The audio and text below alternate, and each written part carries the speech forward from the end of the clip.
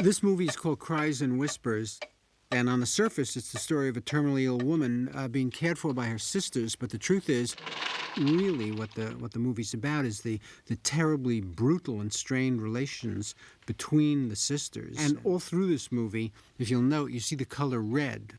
There are red walls and red curtains and red carpets. In fact, the scenes don't fade to black; they actually fade to red.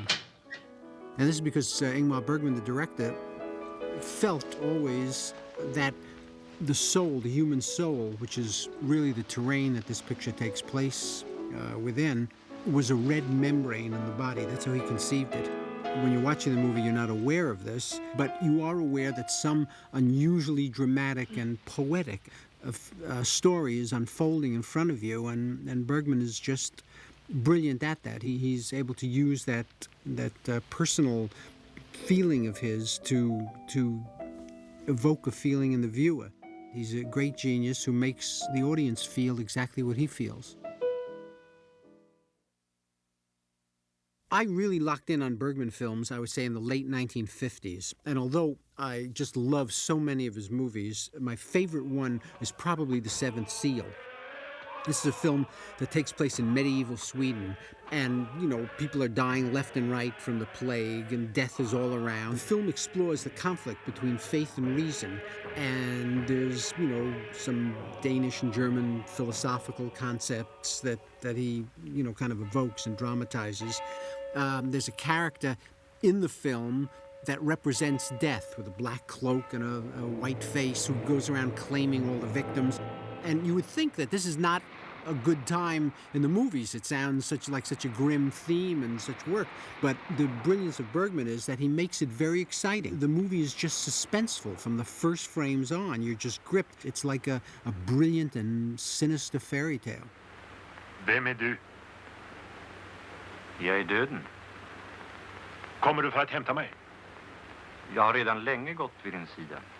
Det vet jag.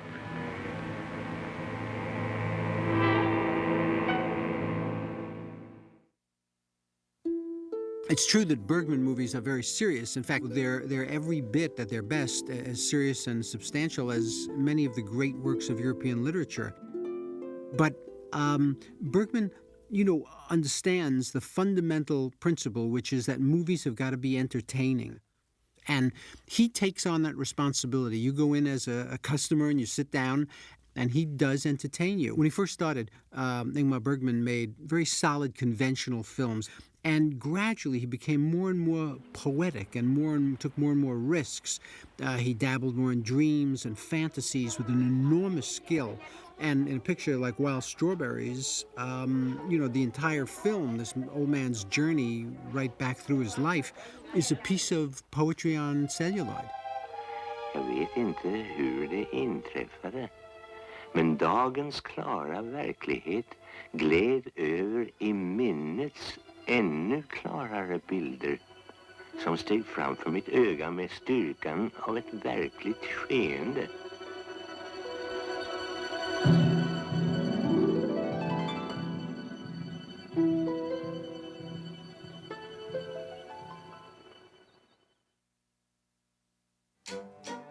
In the 1960s and the 70s, a Bergman premiere was always a big event for me. Everyone I knew went to the little art cinemas in Manhattan, and you could always see, Bergman films or Kurosawa or Fellini, Truffaut films.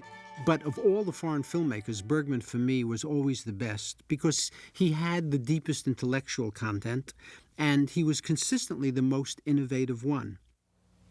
A film like Persona, for example. The film is two women. One of them never speaks in the movie, and they're thrown together in this beach house, kind of locked together. And for most filmmakers, that would be very difficult to make incredibly entertaining for an hour and a half. But in Bergman's hands, he manages to turn it into a major work of art.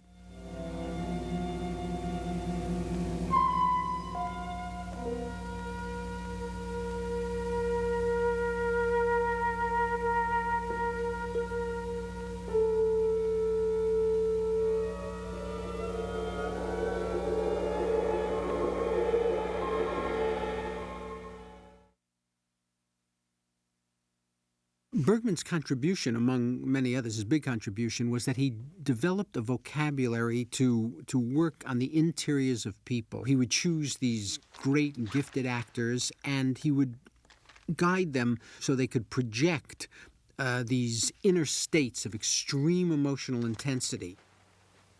He would just use close-ups and keep those close-ups going longer and longer, and he never let up. Gradually, the psychological feelings of the character the actor was portraying just sort of show up on the screen. He was so unsparing with the camera. Finally, you start to see the wars that are raging inside the characters, these psychological wars and emotional wars.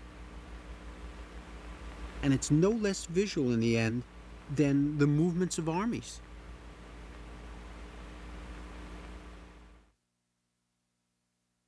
All this about Bergman, and he's basically, I've had the privilege of meeting him and spending a tiny bit of time with him, and he's a perfectly regular. He's not in person, not a formidable, dark, Swedish, intimidating genius. He's just a regular guy who's trying to make good films that people enjoy.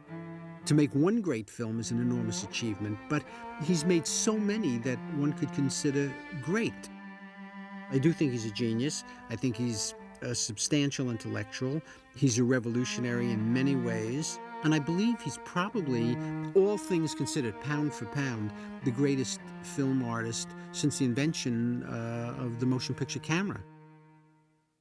For Turner Classic Movies, I'm Woody Allen.